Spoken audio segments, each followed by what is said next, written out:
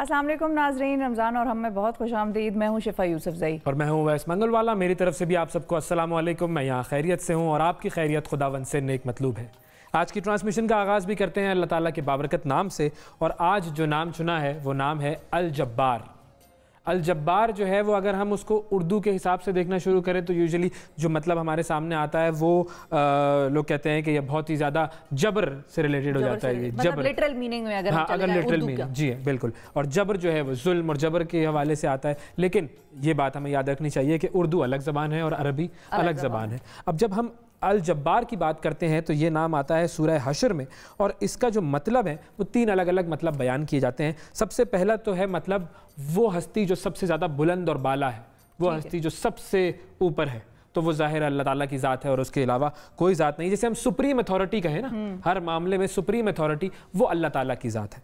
फिर जो दूसरा मतलब आता है हमारे सामने वो ये है कि जो कुछ भी इस सारी कायनात में होता है वो अल्लाह ताला ही की मर्जी और मंशा के मुताबिक होता है। बिल्कुल, उसके हुक्म के बगैर एक पत्ता भी हिल नहीं सकता। ये हम हमेशा कहते हैं और सुनते हैं। वही कुन कहेगा तो हो जाएगा। बिल्कुल, जब वो कहेगा तो हो जाएगा। लेकिन उसके अलावा तमाम मामलात ज़िंदगी में, हमारे भी तमाम मामलात, वो सब मामलात उसकी मर्जी के बगैर नहीं हो सकते। जो फ्री विल जो उसने हमें दी हुई है, ये भी उसकी मर्जी थी, उसकी मंशा थी कि हम जाएं दुनिया में और अपनी फ्री विल के मुताबिक काम करें और आखिरत में फिर जज़ा और सज़ा का मामला हो। तो जो भी मामले इस पूरी कायनात में होते हैं वो अल्लाह ताला ही की मंशा और मर्जी के मुताबिक होते हैं। ये दूसरा मतलब है। और तीसरा जो मतलब है वो भी बहुत खूबसूरत है, और वो है एक ऐसी हस्ती जो कि टूटी हुई चीजों को जोड़ दे।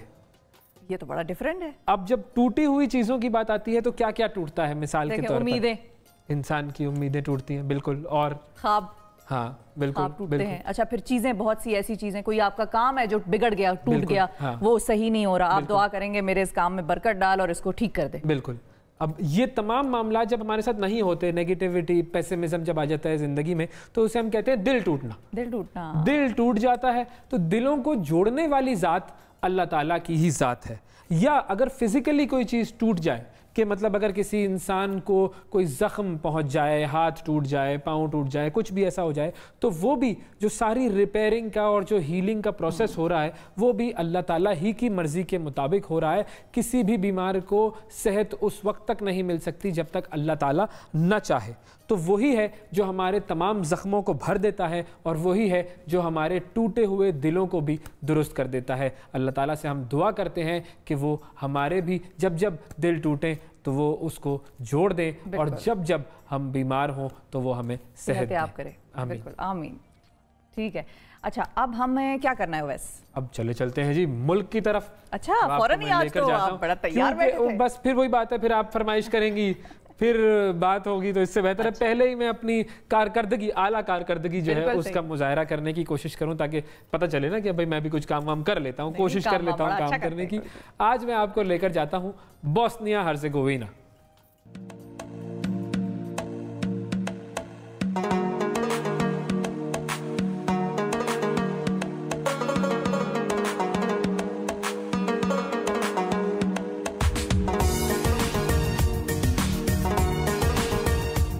ये रमज़ान है, सूरज गुरूब होने में थोड़ी देर बाकी है। सरायवो के मुसलमान रोज़ेदार पहाड़ की चोटी पर जमा हैं। ये मजमा एक दिन के लिए नहीं बल्कि पूरे रमज़ान का मामूल है। शहर के खूबसूरत नज़ारे के साथ इफ्तार का मज़ा लेने के लिए बोस्नियाई लोग यहाँ इकट्ठे होते हैं। रोज़ा खोलने के वक्त का ऐलान तोप का गोला दाग कर किया जाता है।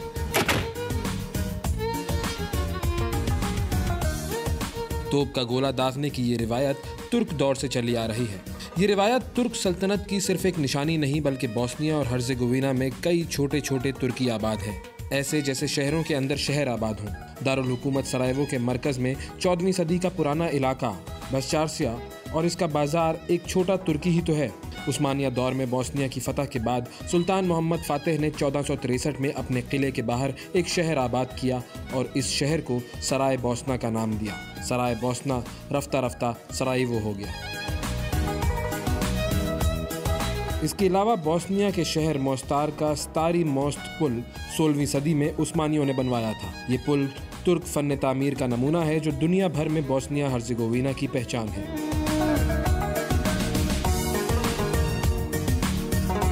बोस्निया की सबसे कदीम गाजी खुसरो बेग मस्जिद अपनी बनावट के एतबार से हूबहू इस्तांबुल की नीली मस्जिद से मिलती है। यहाँ तक कि गुंबद और फर्श भी तकरीबन एक सा है। गाजी खुसरो बेग 1512 में बोस्निया का गवर्नर था और उसी ने यह मस्जिद बनवाई, जिसके अंदर की कंदाकारी और पिच्चीकारी मुसलमानों के उम्दा ज़ौक़ और फ़न तामीर की अक्कासी करती है। इसके अलावा सरायेवो की अली पाशा मस्जिद भी इस्लामी फ़न तामीर का बेहतरीन नमूना है। खूबसूरत दरियाओं और झीलों की सरजमीन बोस्निया और हर्ज़ेगोविना के दो हिस्से हैं। एक को वफाक बोस्निया और हर्ज़ेगोविना कहते हैं और दूसरे का नाम सरपस्का है। वफाक बोस्निया और हर्ज़ेगोविना में अक्सरियत मुसलमान हैं, जबकि सरपस्का में मुसलमानों के अलावा सर्ब, क्रोट और दीगर अक़वाम भी आबाद हैं। ये यूरोप के जनूब मशरिक में वाक़ है। इसका रकबा 51,197 मुरब्बा किलोमीटर है। मुल्क का सिर्फ 20 से 26 किलोमीटर बहरा एड्रियाटिक के साहिल पर वाक़ है। इसकी सरहदें तीन अतराफ से क्रोएशिया, मशरक़ी जानिब सर्बिया और जनूब मशरक़ी जानिब मोंटेनीग्रो से मिलती हैं।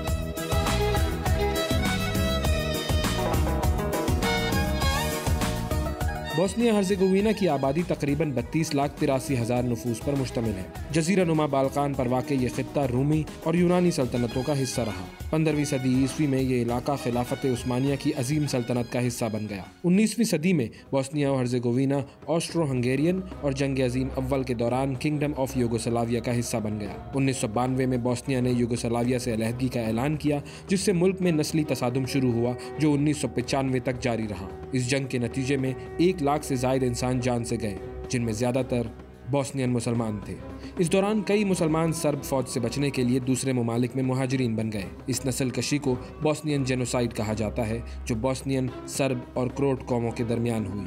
इस जंग के नतीजे में बोस्निया को 2 यूनिट्स में तकसीम कर दिया गया, एक फेडरेशन ऑफ बोस्निया एंड हर्ज़ेगोविना और दूसरा रिपब्लिक ऑफ सरपस्का। ये हॉलोकॉस्ट के बाद दुनिया की सबसे बड़ी नस्ल कुशी थी। 2017 में बोस्निया की सिविल जंग के दौरान लाखों मुसलमानों का खून बहाने वाले सर्ब कमांडर रातको मिलादिच को नस्ल कुशी और जंगी जराइम के इल्ज़ाम में उम्र कैद की सज़ा सुनाई गई। मिलादिच ने, जिसे बोस्निया का कसाई कहा जाता है, 1995 की जंग में उन फौजी दस्तों को कमांड किया था जिन्होंने 17,000 से ज़ायद मुसलमानों को कत्ल किया।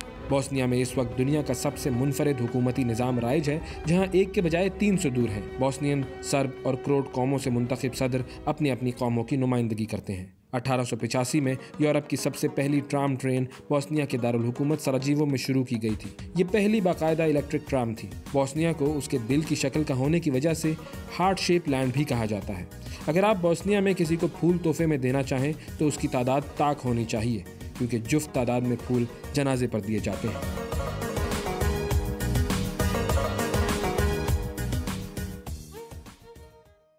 जी, तो ये था जी बोस्निया हर्ज़ेगोविना, और 3 सदर होते हैं यहाँ पर।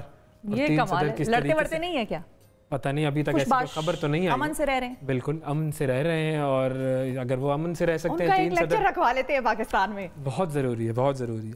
अच्छा, अब एक और ख़ास बात करनी है, और वो ख़ास बात है 20 रमज़ानुल मुबारक के हवाले से। आज 20 रमज़ानुल मुबारक है और ये दिन बड़ा ख़ास दिन है मुसलमानों के लिए। 8 हिजरी 20 रमज़ानुल मुबारक मुसलमानों की अजीम फ़तह का दिन। उस दिन हुजूर पाक सल्लल्लाहु अलैहि वसल्लम 8 साल बाद उस शहर में फ़ातिह की हैसियत से दाखिल होते हैं, जहाँ से वो दुश्मन के घेरे से निकल कर रात के अंधेरे में हिजरत करके मदीना मुनव्वरा पहुँचे थे। फ़तह मक्का ऐसी फ़तह थी कि जिसमें जंग ना होने के बराबर हुई। इस फ़तह को इस लिहाज से इनफरादियत हासिल है कि तारीख़ आलम में यह पहला वाक़या है कि जब एक बस्ती में 10,000 मुजाहिदीन बग़ैर किसी खून खराबे और लूट खसोट के दाखिल हुए। हुज़ूर पाक सल्लल्लाहु अलैहि वसल्लम की क़यादत में मुजाहिदीन ने फ़तह का झंडा गाड़ा, और फिर उसके बाद दुनिया ने वो देखा जो उससे पहले और उसके बाद भी शायद कभी नहीं देखा। हुज़ूर अकरम सल्लल्लाहु अलैहि वसल्लम ने आम माफ़ी का ऐलान कर दिया था तमाम लोगों के लिए। सरवर कायनात सल्लल्लाहु अलैहि वसल्लम ने फ़तह मक्का के मौके पर सर मुक़द्दस पर स्याह अमामा बांध रखा हुआ था। अब जो ही आप सल्लल्लाहु अलैहि वसल्लम मक्का मुकर्रमा की हुदूद में तशरीफ़ फरमा हुए, तो आप सल्लल्लाहु अलैहि वसल्लम की निगाहें पड़ी काबतुल्लाह पर, और ज़ाहिर है काबा से मोहब्बत जो थी उसका आलम बहुत थी। जब जा भी रहे थे मक्का छोड़कर तो बहुत ही उदास, दुखी, बिल्कुल ना चाहते हुए उनको जाना पड़ा। बिल्कुल। अब काबा की जानिब आपकी नज़रें उठी हैं, आप अपनी ऊँटनी पर सवार हैं, सर नाज़नीन को आपने इस कदर झुका दिया है कि अमामा जो था आपका, उसकी सिलवटें ढीली पड़ गई थी। आप सल्लल्लाहु अलैहि वसल्लम के सामने वो तमाम मुजरिम मौजूद थे जिन्होंने आपके साथ और आपके सहाबा इकराम के साथ इंतहाई ज़िल्लत आमेज़ सलूक किया था। अब ये सब इसी सोच में थे कि आज न जाने मुसलमान इन लोगों से क्या बर्ताव करेंगे। अपने दिलों में डरे हुए होंगे, बिल्कुल डरे हुए होंगे कि भाई आज तो इनका दिन है और आज सजा मिलनी है, सजा मिलनी। बिल्कुल। अब किसको क्या सजा मिलती है ये उनके जहनों में चल रहा होगा कि हुजूर अकरम सल्लल्लाहु अलैहि वसल्लम किसके लिए क्या सजा तजवीज़ फरमाएंगे।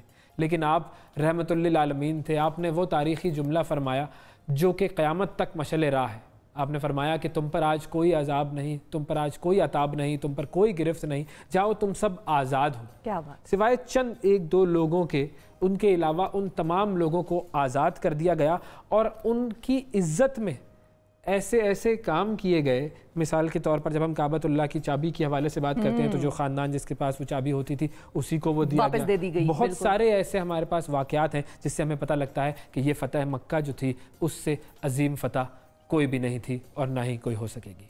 बिल्कुल ठीक है। यहाँ पर हम नाज़रीन लेंगे एक छोटी सी ब्रेक और ब्रेक से जब वापस आएंगे तो आपसे दोबारा मिलते हैं।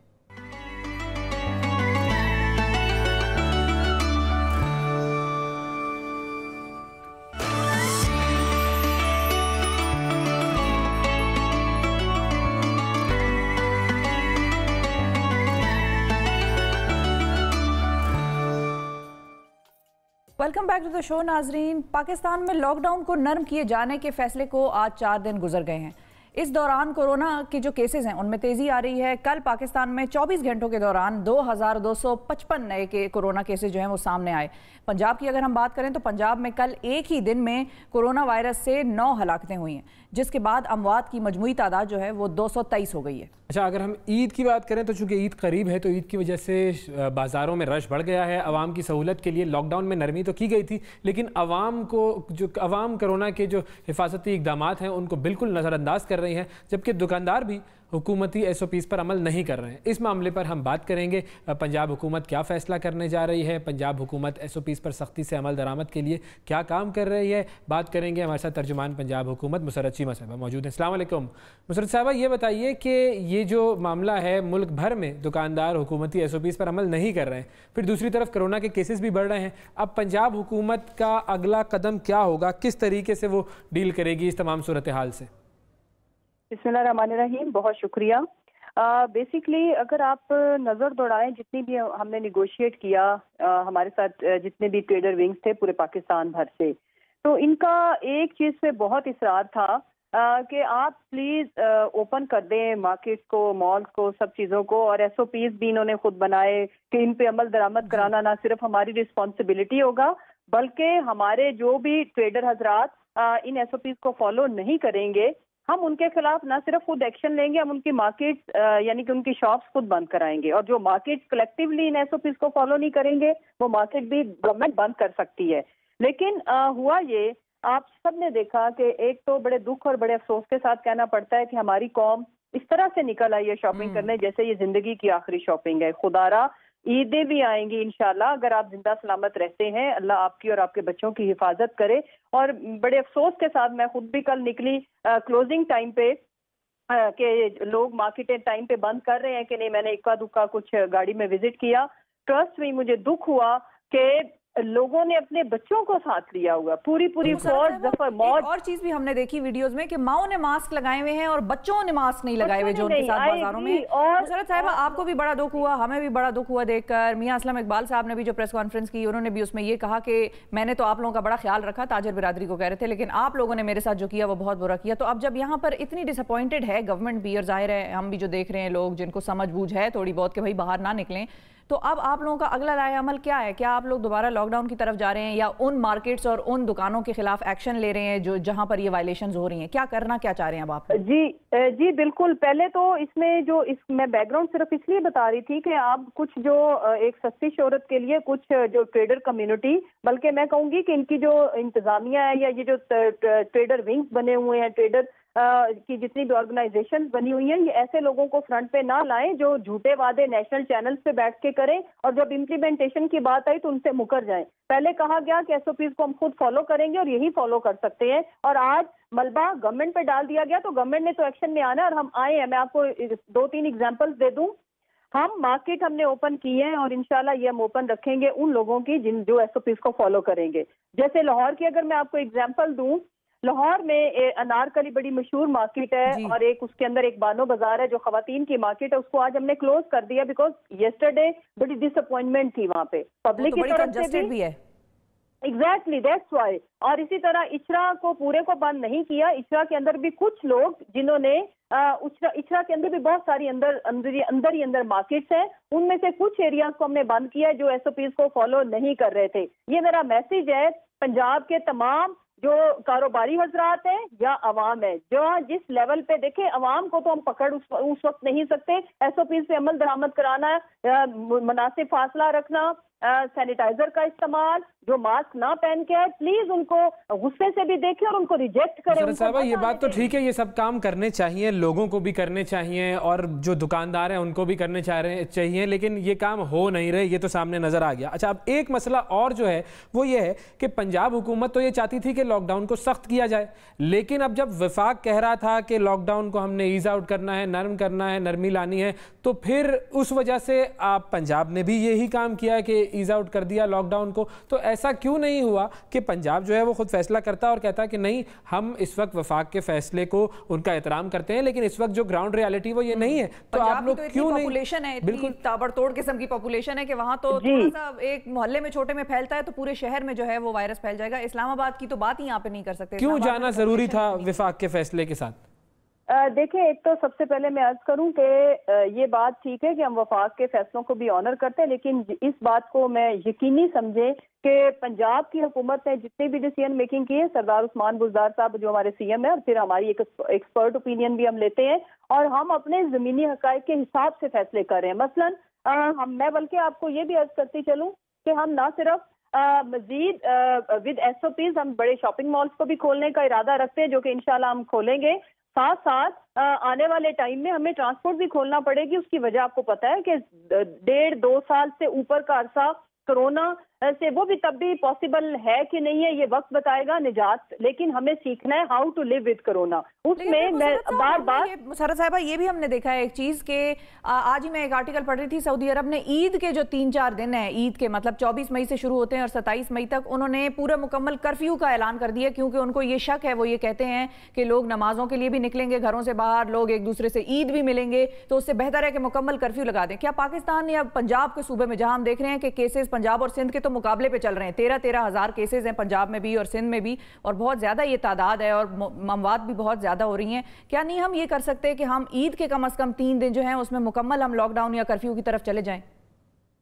देखें, हर मुल्क अपने ज़मीनी हकायक को मद्देनजर रखते हुए, और बहुत सारी, जैसे कि हम बार बार अर्ज करते हैं कि हमने और बहुत सारे मारूजी हालात को देख के डिसीजन मेकिंग करनी है, लेकिन ये बात आपकी बिल्कुल काबिल अमल है और ये इस ऑप्शन को इंशाल्लाह हम ज़ेरे गौर रखेंगे कि ईद के दिनों में हम ये जो फजूल में निकलना और बाकी तो पार्क्स और बाकी कमर्शियल चीजें तो सारी बंद होनी है, तो हम क्यों ना उसको एक अपॉर्चुनिटी के तौर पर लें और सब कुछ ही बंद कर दें। इस पे बिल्कुल गौर किया जा सकता है, लेकिन जहां तक हम लॉकडाउन की बात करें, कारोबार की बात करें, विद एसओपीज कंडीशनल खोलने की इजाजत होगी। जो एसओपीज को फॉलो नहीं करेंगे वो मार्केटें भी बंद होंगी, वो दुकानें भी बंद होंगी, और इसका मतलब ये नहीं है कि लॉकडाउन कंप्लीटली लग जाएगा, यानी कि जिसने गलती की है उसको पनिश किया जाएगा। जो गलती नहीं कर रहा, जो रूल्स एंड रेगुलेशंस को फॉलो कर रहा है, उसको मजीद ईज आउट करेंगे इंशाल्लाह। और जहां तक मेरी आपके चैनल के तवज्जुह से मेरी अपील है कि खुदारा अगर आपको जरूरत है तो निकले बाहर, लेकिन फैमिली का एक मेंबर भी पूरे खानदान की शॉपिंग भी कर सकता है। सरत साहिबा, ये कौम अगर अपील पर चलने वाली होती तो पता नहीं हम कहां पहुंच गए होते। मुझे ये समझ में नहीं आ रहा कि क्यों अभी तक ये बात हम समझ नहीं पा रहे कि ये कौम अपील से चलने वाली नहीं है। अगर अपील से चलने वाली होती तो ये सूरत हाल कहाँ होती कि ये देखें जिस तरीके से लोग निकल रहे हैं। दूसरी तरफ हम दुनिया से इमदादें मांग रहे हैं, दुनिया के लोगों को हम कह रहे हैं, ओवरसीज पाकिस्तानियों को, कि भाई हमें पैसे भेजो, हमारे यहाँ लोगों को राशन नहीं मिल रहा, और ये वही तबका है जो राशन एक तरफ 12,000 रुपए ले रहे हैं और फिर दूसरी तरफ जाके जो है वो बाजारों में कपड़े खरीद रहे हैं। मतलब ये भी बड़ी अजीब सी बात है। लोग ये मजाक उड़ा रहे हैं पाकिस्तान का कि एक तरफ आप लोग चंदा मांगते हैं, दूसरी तरफ आप लोग कहते हैं कि शॉपिंग करनी है। I agree. अच्छा, उसमें एक इंटरेस्टिंग चीज मैं बताऊं कि वाकई आपकी बात बिल्कुल सही है कि थोड़ा बैलेंस होना चाहिए रवैयों में, कि लोग इस तरह टूट पड़े। मैं तो हैरान हूँ, नॉर्मल दिनों में इतना रश नहीं होता था, नॉर्मल ईदों पे कहती हैं सेलें लगा दी हैं जी। हाँ, और कुछ ब्रांड्स ने चले वो तो उनका राइट है। देखें, जब हमने कारोबार खोला है तो वो जिस तरह मर्जी सेल्स लगाए, उसमें हमें एतराज नहीं होना चाहिए। ये तो बल्कि अच्छी चीज है कि डिस्काउंट पे वो लोगों को एहसास होना चाहिए ना, आपने लेना है सेल वाला तो आप ऑनलाइन मंगा लें। इसमें जो इम्पोर्टेंट चीज है जो which I want to share with you कि मैं आपसे जो रिक्वेस्ट कर रही हूँ वो ये कि हमने आज भी मार्केट्स बंद की हैं और हम कल भी करेंगे, हम परसों भी करेंगे। जो एसओपीज को फॉलो करें उन्हें हमें अप्रिशिएट करना चाहिए, और जो नहीं करेंगे उनको हम डिस्करेज करेंगे। और अच्छा, क्विकली बस एक जाते जाते एक और सवाल है बड़ा अहम कि आज से जो है गालिबन, बल्कि आज से एतिकाफ भी शुरू हो रहा है, तो उसके हवाले से आप लोगों की क्या वर्किंग है मसाजिद के हवाले से? जी बिल्कुल, उसमें बल्कि आपको पता है कि यौम अली के हवाले से भी हमने अपने एसओपीज बता दिए हैं कि बिल्कुल हम जुलूसों की और पाबंदी है उस पर, और अपनी इमाम बारगाहों के अंदर विद सर्टन एसओपीज, वही एसओपी जो मसाजिद के लिए थे, जिसमें अब 50+ और बच्चे नहीं शामिल हो सकते, और बाहर सड़कों पे ये इनकी इजाजत नहीं होगी। सेम कि हम लोगों ने ये पहले ही बता दिया था कि मसाजिद के अंदर जो एतकाफ है उसकी इजाजत नहीं दी जाएगी। लोग अगर अपने घरों में एतकाफ करना चाहते हैं तो वो जाहिर अच्छी बात है, बिल्कुल करना चाहिए, लेकिन उसमें हमने ऑलरेडी ये तो पहले से ही डिसाइडेड था कि जैसे आपको पता है कि दाता साहब पे और बहुत सारी बड़ी बड़ी जो मसाजिद है वहाँ पे बहुत बड़ी तादाद में ये इंतजाम किए जाते थे, लेकिन इस दफ़ा हमने अपील की है, लेकिन उलमा कराम ने भी इसमें बड़ा अच्छा रोल प्ले किया, हम उनके भी शुक्रगुजार हैं। और इंशाल्लाह ताला बल्कि आप एक बात हमें यहाँ पे अप्रिशिएट करनी चाहिए कि मसाजिद में और बाकी जो जितने भी हमारे रिलीजियस जितने भी थे तमाम जगहों पे बड़े अच्छे तरीके से एसओपीज को फॉलो किया गया, और बाजारों में लोगों ने बहुत ही मायूस किया है। और आप यकीन करें कि अल्लाह के घर लोगों ने बताया कि लोग डिसिप्लिन से गए, लोगों ने छोटी छोटी मसाजिद में, हम मुझे खुशी के साथ बताना पड़ता है कि एसओपीज को फॉलो किया गया। शुरू में थोड़ा सा लोगों को गाइड भी किया गया, लेकिन उसके बाद लोगों ने बिल्कुल रिलीजियसली जो भी एसओपी से उनको फॉलो किया। इसी तरह मैं उम्मीद रखती हूँ कि उम्मीद मेरी सिर्फ एक ही मैसेज है, वो ताजिर कम्युनिटी को है कि बजाय इसके कि आप लोगों ने बड़ी जिस तरह से इतनी लंबी एफर्ट के बाद मार्केट्स ओपन कराई हैं, तो अब इसको इतनी एफर्ट करके आप लोग बंद करवा रहे हैं। हमें बिल्कुल ठीक, बहुत शुक्रिया। मुसर्रत शीबा साहिबा हमारे साथ मौजूद थी और हमें बता रही थी कि क्या सिचुएशन है मार्केट्स की और अब पंजाब हुकूमत क्या करेगी। दुआ यही कर सकते हैं कि अल्लाह ताला इस कौम को मजमूई तौर पर अक्ल अता फरमाए। एक ब्रेक लेते हैं, ब्रेक के बाद दोबारा हाजिर होते हैं।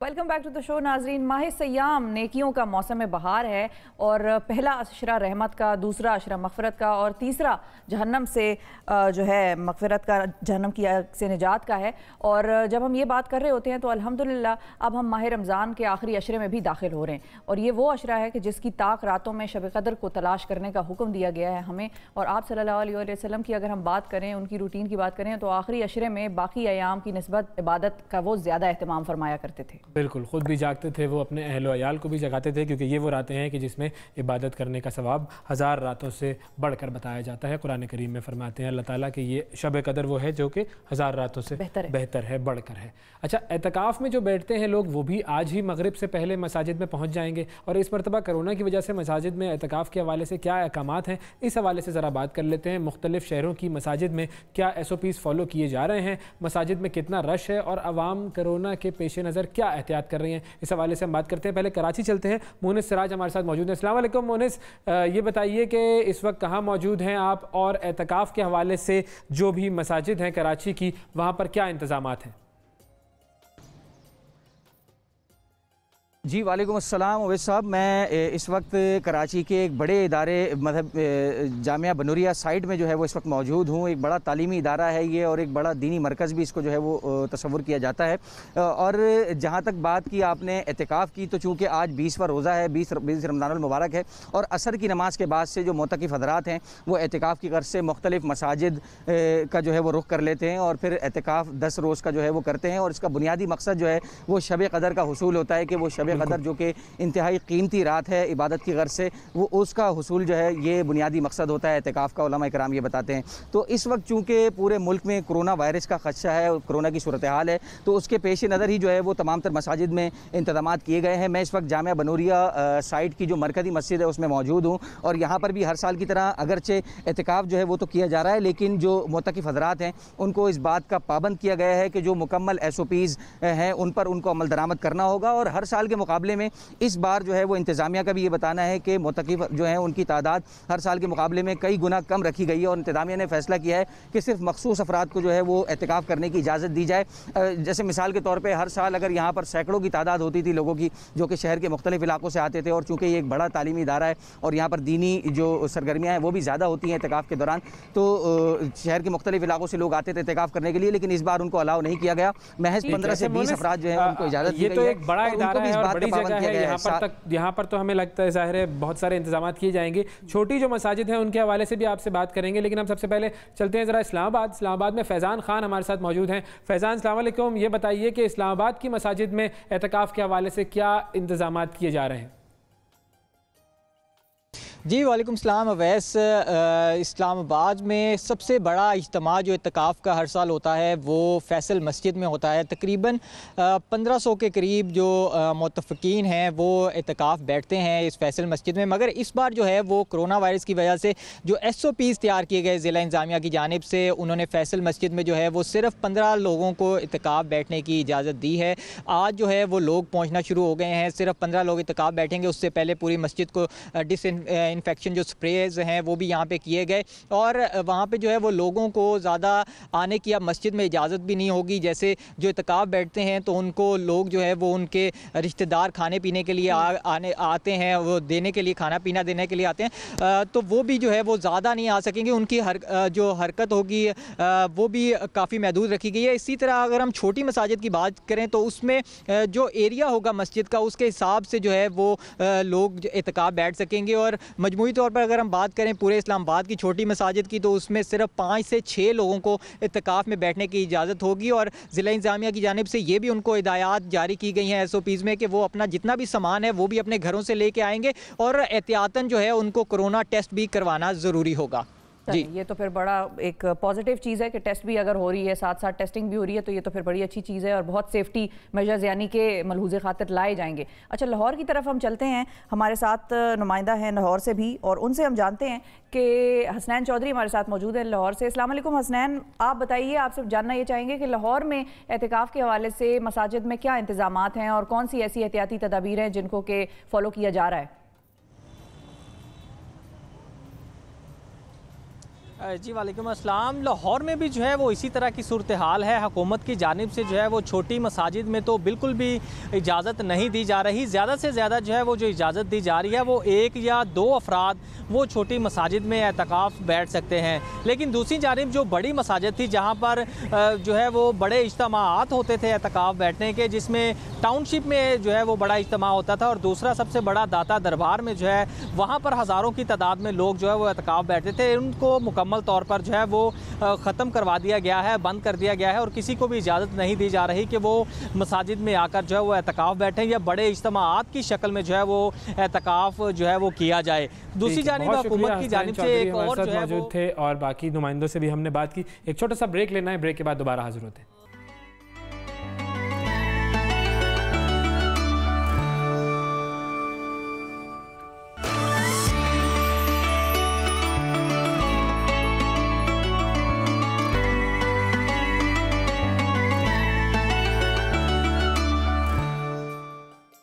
Welcome back. रमज़ान और हम में एक मरतबा फिर खुशामदीद। इस्लाम के हवाले से जब बात की जाती है तो सामने ये आता है कि इस्लाम खानकाहियत का नाम नहीं है, ना ही दीन के लिए कहीं भी दुनिया को तर्क कर देने का हुक्म दिया गया है, लेकिन साल में एक मरतबा सारी दुनिया से मुंह मोड़कर अल्लाह ताला से दिल लगाने का नाम एतिकाफ़ है। आज मुल्क भर के मुतकिफ़ीन एतिकाफ़ की नीयत से मसाजिद का रुख करेंगे। एतिकाफ़ का तरीका क्या है, किस तरह करना चाहिए, इसकी फ़जीलत और अहमियत क्या है, इस हवाले से हम बात करेंगे। डॉक्टर खालिद ज़हीर साहब हमारे साथ मौजूद हैं। अस्सलाम वालेकुम डॉक्टर खालिद साहब।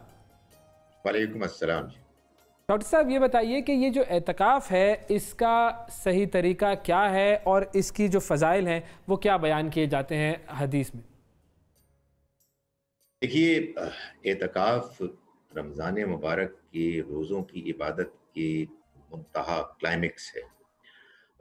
ये बात मालूम होती है कुरान मजीद से कि ये इबादत कम से कम जब से अल्लाह का घर खाना काबा बैतुल्लाह बना है तब से चली आ रही है।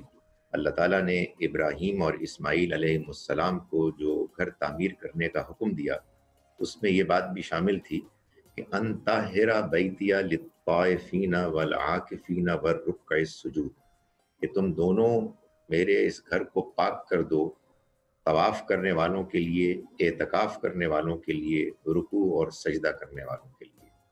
नबी अकरम सल्लल्लाहु अलैहि वसल्लम के बारे में मालूम है कि आपने मदीना मुनव्वरा में जो रमज़ान गुजारे उसमें आपने एतकाफ हर साल किया। अगर एक साल किसी जिहाद की मुहिम की वजह से वो मिस हुआ तो अगले साल फिर 20 दिन 20 रातों का एतकाफ किया। इसका तरीक़ा तो असल में मस्जिद ही में जाकर जिसको कहते हैं ना डेरा डालना है जी। और आपने सही फरमाया कि हमारे दीन में अगरचे के रहबानियत की इजाज़त तो नहीं है, मगर ये जुज़वी रहबानियत है कि जिसमें हम दुनिया से कट के अल्लाह की तरफ रुजू करते हैं और हम फिर लैलतुल क़द्र को बिलखुसूस तलाश करते हैं। ज़ाहिर है कि जब आदमी दुनिया में मशगूल होता है तो उसकी अटेंशन, उसका फोकस डिवाइडेड होता है, डिस्ट्रैक्टेड होता है, बटी हुई होती है तवज्जो। लेकिन अगर इंसान एक मर्तबा अपने आप को दुनिया से काट के गोशा नशी हो जाए तो उसके बाद इसका बहुत गालिब इम्कान होता है कि इंसान अल्लाह को पूरे तवज्जो से याद करेगा और क्या खबर कि उसको लैलतुल क़द्र की अच्छी इबादत भी मैसर आ जाए। अच्छा डॉक्टर साहब, ये भी बताएं कि मर्द हजरात के लिए तो कदरे ये चीज़ आसान इसलिए होती है कि वो मस्जिद में जाकर बैठते हैं और उनका जो सारा का सारा ध्यान है वो वहीं पर इबादत में होता है। घर वालों की तरफ से उनको इस चीज़ से मुतमईन कर दिया जाता है कि भाई घर में सब ठीक ठाक है, और ज़ाहिर है घर वालों से उनके इतना कम अज़ कम वो उनके लिए अफ्तारी भेजते हैं तो ये एक मुलाकात हल्की सी भी हो जाती है, उनको पता चल जाता है कि घर में सब ठीक है। अब अगर ख़वातीन बैठना चाहें एतिकाफ़ पर तो कुछ तो ऐसी ख़वातीन हैं जो बड़े आराम से बैठ सकती हैं, कुछ पर जिम्मेदारियाँ ज़रा ज़्यादा होती हैं, घर के मामलात उन्होंने देखने होते हैं। उनके हवाले से क्या अहकामात हैं दीन में? और जिस तरह से आपने फरमाया कि नबी अकरम सल्लल्लाहु अलैहि वसल्लम ने 10 दिन के एतिकाफ़ के बजाय एक मरतबा 20 दिन का एतिकाफ़ भी किया, तो क्या ज़रूरी है कि सिर्फ 10 दिन का ही हो या ख़वातीन उसको अपने हिसाब से अपनी मसरूफियात देखकर या जो जिम्मेदारियाँ उन पर हैं उसके मुताबिक ज़रा कम भी कर सकती हैं, कम दिनों का एतिकाफ़ भी कर सकती हैं? देखिए, आपका ये सवाल कम से कम इस रमज़ान में तो मर्दों से मुताल्लिक भी कुछ ना कुछ हो गया, क्योंकि मस्जिद में जाकर बैठ के एतिकाफ़ करने के बहुत से ऐसे हमारे यहाँ इलाके हैं जहाँ इम्कान ही नहीं है।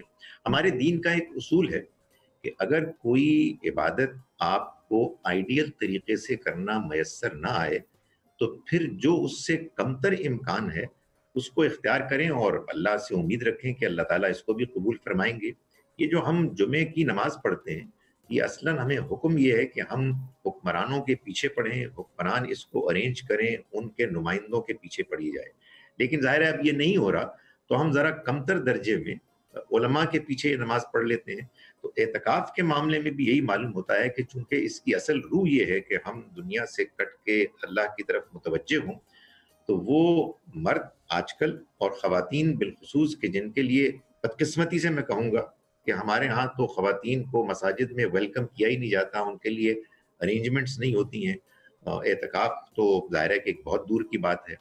तो फिर उनको इस इबादत में शामिल होने का अगर कोई उनके लिए तरीक़ा मुमकिन है तो वो ये है कि अपने घर ही में किसी कमरे में एक ख़ास हिस्से को वो मखसूस कर लें 10 रातों के लिए या जितना उनके लिए मुमकिन है, जैसा आपने पूछा अपनी सहूलत के मुताबिक। असल में मकसद ये है कि हम कटें दुनिया से और जुड़ें अल्लाह से। आइडियल 10 रातें हैं, यानी ज़्यादा भी की जा सकती हैं, लेकिन 10 रातें हैं कि जो हमारे यहाँ अब सुन्नत के ज़रिए से फैल गई हैं, मकबूल हो गई हैं। इसमें अगर कुछ लोग अपनी मसरूफियत की वजह से रातों में कमी करना चाहें, मजबूर हो जाएं, तो ये भी मुमकिन है। ठीक है। अच्छा डॉक्टर साहब, ये भी बताइएगा कि देखिए आजकल जब हम बात करते हैं तो मोबाइल फ़ोन हमारे साथ ऐसे जुड़ा हुआ है जैसे हमारे जिस्म का वो हिस्सा है।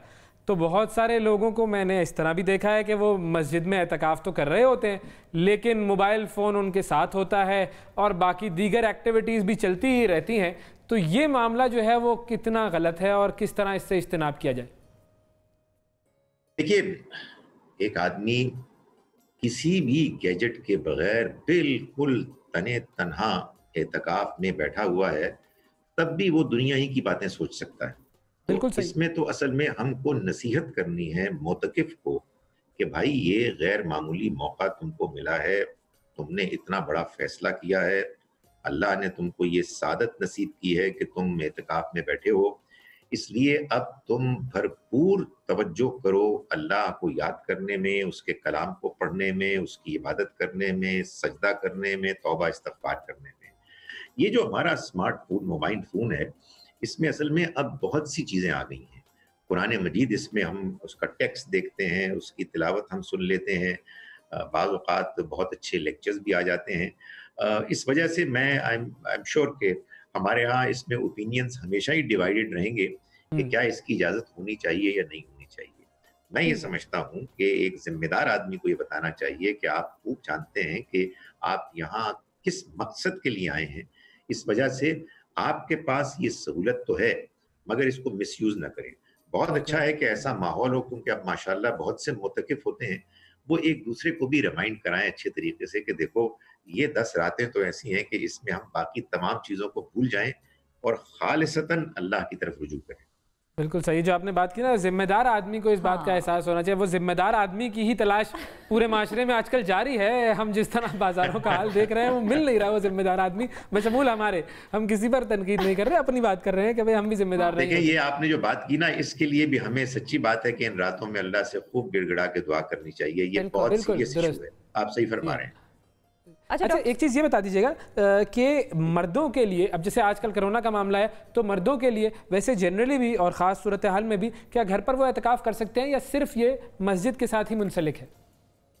मैंने गुजारिश की ना कि नमाज एतकाफ़ के बारे में कुरान मजीद से भी मालूम होता है, नबी अकरम सल्लल्लाहु अलैहि वसल्लम की सुन्नत से भी ये मालूम होता है कि ये असलन मस्जिद की इबादत है। वो कुरान में आया ना, व अंतुम आकिफून फिल मसाजिद।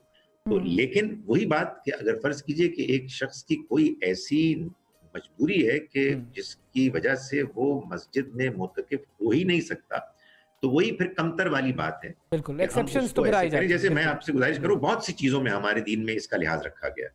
अच्छा डॉक्टर साहब, बस एक और चीज़ भी बड़ी ज़रूरी है कि बहुत से लोग एतिकाफ़ पर बैठना चाह रहे होते हैं, उनको ये क्लैरिटी नहीं होती कि कौन से ऐसे काम हैं जो हम एतिकाफ़ में ना करें और कौन से ऐसे काम हैं जो एतिकाफ़ में करने वाले हैं। तो उसके हवाले से अगर थोड़ा सा गाइड कर दें कि कौन सी चीज़ों की, कौन से अमाल की मुमानियत है एतिकाफ़ में, कि जो एतिकाफ़ में बैठ गया है वो ये काम नहीं कर सकता।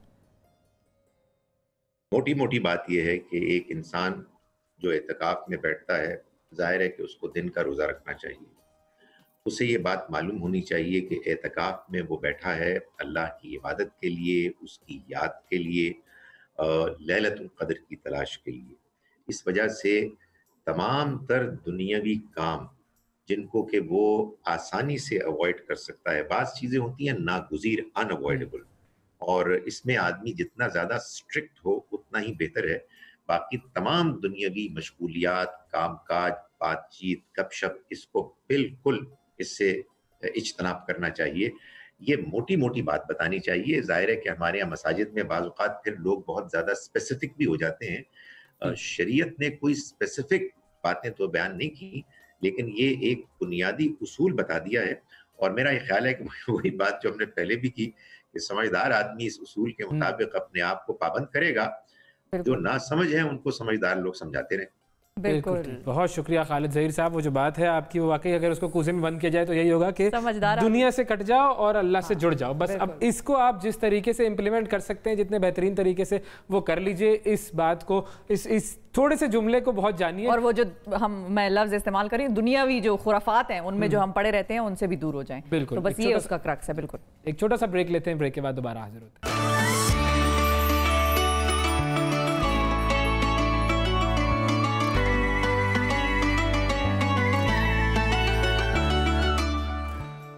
Welcome back. रमज़ान और हम में एक मरतबा फिर खुशामदीद। अब ज़रा बात कर लेते हैं जज्बात की और जज्बातियत की।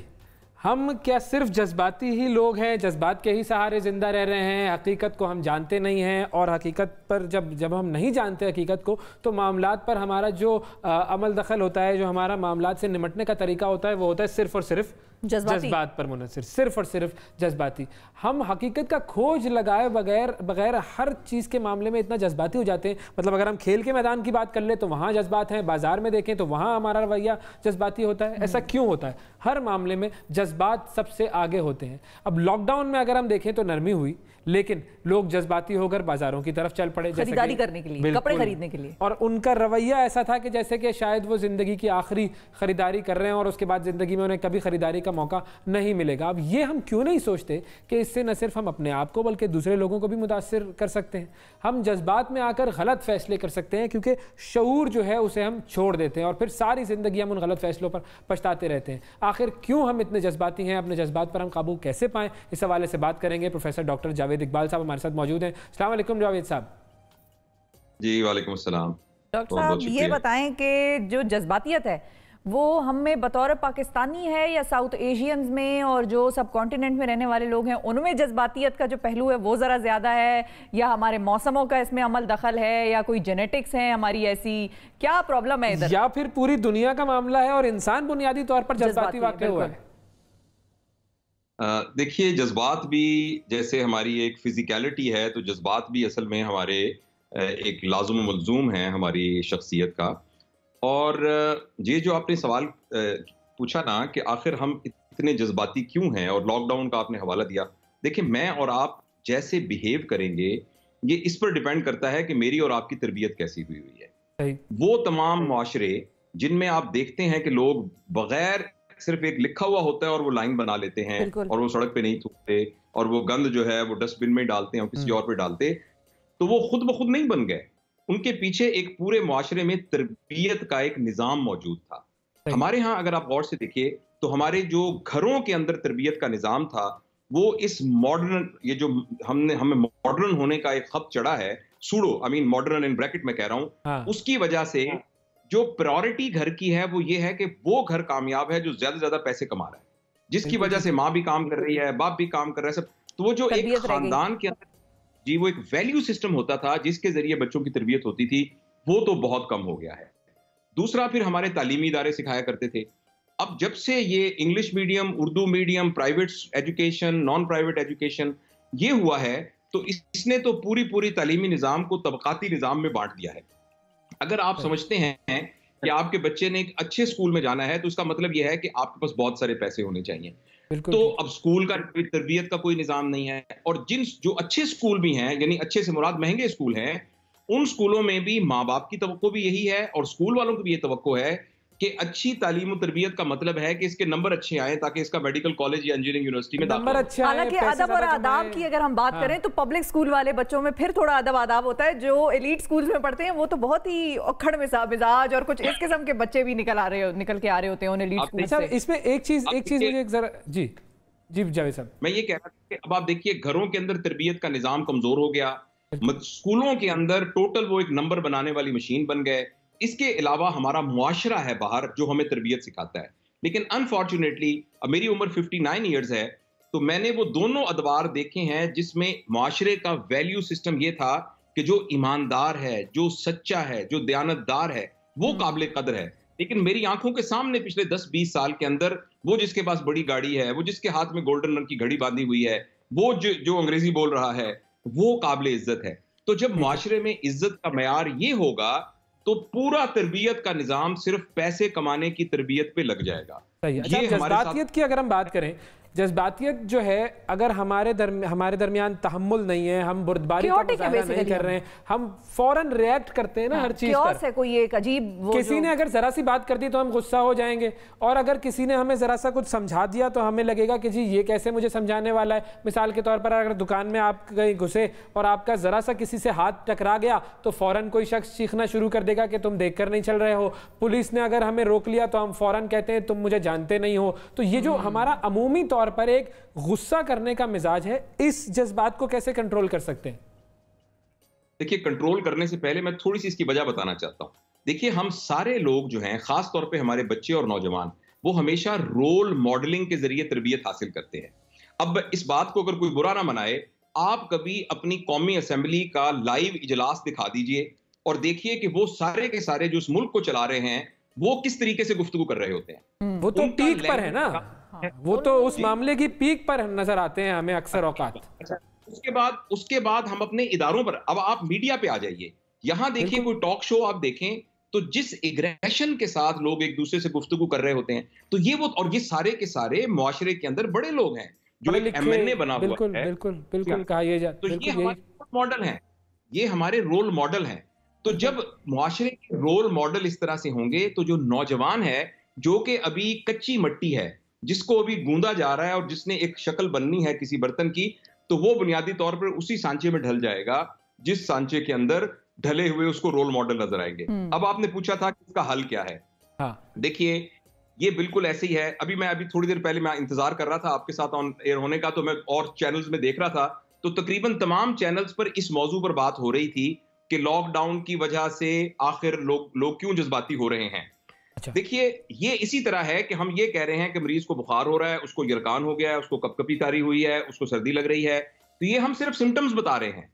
अगर इसकी ट्रीटमेंट है तो इसकी लॉन्ग टर्म ट्रीटमेंट तो ये है कि इस बुखार की जो वजह है उसको दूर किया जाए, यानी हम बहैसियत मुआशरा अपने मुआशरे में इन इमोशनल इंटेलिजेंस को कैरिकुलम में शामिल करें और उस तरीके से उसको सिखाएं। ये तो बहुत टाइम लगेगा, ये तो 1-2 दिन में नहीं होगा। और जो एक्यूट का हल है वो है इनडिस्क्रिमिनेट डिस्पेंसेशन ऑफ लॉ। जिन बहुत लोग देखे वहां बत्ती जाती है ना अमेरिका में, तो वहां भी लोग दुकानें तोड़ना शुरू कर देते हैं। बिल्कुल सही। इंसानों के मिजाज तो एक ही तरह से होते हैं ना। हाँ। लेकिन हमारा प्रॉब्लम ये है कि हमारा लॉ जो है वो गरीब के लिए बहुत सख्त है और मगर उसकी इनडिस्क्रिमिनेट है। जी, हमारा लॉ जो है वो इनडिस्क्रिमिनेट नहीं। अब आप देखिए, कभी आप हमारे जो बड़े हैं ना काली काली गाड़ियों वाले, सब प्लेटों वाले, कभी आप उनको टूल प्लाजा से गुजरते हुए देखिए, कभी आप पुलिस की गाड़ियों को देखिए कि वो सुर्ख इशारे पर क्या कर रही होती हैं। बिल्कुल ठीक है ना। दूसरा, जैसे यहीं से बहुत साफ बात समझ में आ जाती है कि जिसके पास अथॉरिटी है, इख्तियार है, दौलत है, वो कैसे अपना रवैया उसका कैसा है, और जो गरीब आदमी है हम जैसा, उसका रवैया कैसा है। बिल्कुल, इसमें कानून ही अमल में आएगा जब, तो फिर ही मामलात बेहतर होंगे कि अमीर के लिए भी वही कानून और गरीब के लिए भी वही कानून होगा, तो कौमें जो हैं वो फिर कुछ डिसिप्लिनाइज तरीके से हम देखेंगे कि हमारे यहाँ डिबेट भी होगी और बात भी होगी, लेकिन डिसिप्लिन और सिविलाइज तरीके से और तमीज़ तहजीब के साथ। बिल्कुल। एक ब्रेक लेते हैं, ब्रेक के बाद दोबारा हाजिर होते हैं।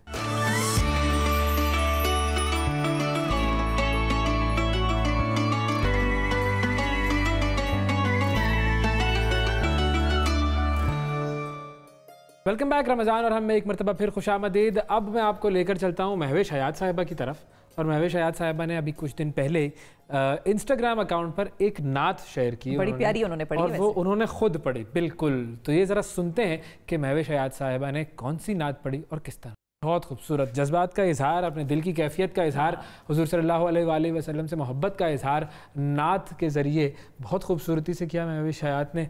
और बस हाँ, ये है बहुत सारे लोग जजमेंटल हो जाते हैं बहुत सारे मामलों में, तो वो हमें जो है वो जरा उनको थोड़ा सा रियलिटी चेक दे देना चाहिए। ये सोचे कि कोई चीज मैंने की है, मैंने आपका दिल दुखाया किसी बात पे, और मैंने उसमें आपसे माफी मांग ली और अल्लाह से भी मांग ली। अब क्या पता उसी चीज पर मुझे अल्लाह ताला ने पहले ही माफ कर दिया हो, जिसपे कि इंसान जो है उसको, ये सारे अल्लाह ताला के और खुदा के और बंदों के मामलात हैं। अगर कोई अच्छे तरीके से अपनी मोहब्बत का रसूल अकरम सल्लल्लाहु अलैहि वसल्लम के लिए इजहार कर रहा है, तो उससे बड़ी बात और क्या हो सकती है। और वो जो है अमाल का दारोमदार नियतों पर है। बिल्कुल है, सही बात है। और जाहिर है हम सब में अच्छी बातें भी होती है, बुरी बातें भी होती हैं, और किसी के दिल में से कोई ऐसे नहीं है कि हम सब अपने आप को कहें कि हम दुनिया के सबसे अच्छे लोग हैं और जो दूसरे लोग हैं वो बुरे लोग हैं। ऐसा नहीं होता है।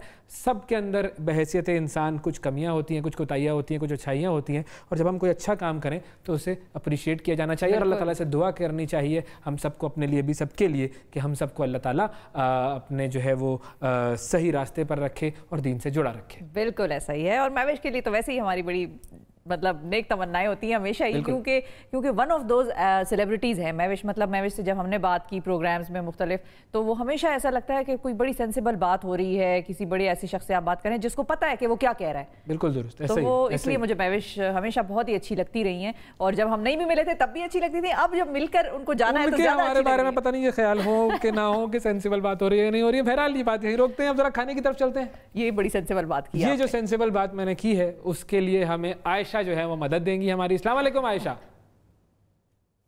अस्सलाम वालेकुम। वालेकुम सलाम। कैसी हैं आयशा? ठीक ठाक हैं आप? जी मैं बिल्कुल ठीक ठाक हूँ, आप सुनाएं? बेहतरीन, जबरदस्त, अल्लाह का बहुत शुक्र है। क्या बना रही हैं आज आप? आज मैं बीफ लजानिया बना रही हूँ, क्योंकि फरमाइश आई थी कॉलर की, हारिस नामदार आई थिंक उनका, हारिस ने पेशावर से बीफ की फरमाइश की थी जी, बीफ लजानिया की फरमाइश की थी, तो आज मैं वो बना रही हूँ उनकी फरमाइश पे। तो स्टार्ट करते हैं, बिल्कुल देर नहीं करते। सबसे पहले मैं ले रही हूँ नहीं मैं ड्रिंक भी बनाऊंगी, सेकंड थोड़ी सरप्राइज आना चाहिए ना, लोग बैठे हैं कि हाँ यार ये क्या नई चीज लेके आई है। गुड, ठीक है, सही है, सही। तो वो भी है लेकिन सरप्राइज है वो ना, ठीक है। अभी हम ले रहे हैं बेक पार्लर का लजानिया। सबसे पहले हम लजानिया शीट्स ले रहे हैं, इनको बॉईल करने रखेंगे ताकि ये अच्छी से हो जाए। 5 से 7 मिनट के अंदर अंदर ही बॉईल हो जाती हैं। हमने यहाँ पे पानी गर्म करने रख दिया था, उसमें हमने नमक और तेल डाला है ताकि ये आपस में जुड़े नहीं। तो हम इसकी शीट्स ले लेते हैं, पूरा एक पैकेट, क्योंकि बेक पार्लर ने हमारे लिए कर दी है आसानियाँ। रेस्टोरेंट जैसा खाना हम घर में भी बना सकते हैं, तो बस हम इसे करेंगे बॉईल होने के लिए। आप ये कहें बेक पार्लर ने आपके लिए आसानियाँ कर दी हैं। आपके सामने है बेक पार्लर, आपके सामने है वो चूल्हा, आपके सामने है वो लजानिया और आप ही खाएंगी।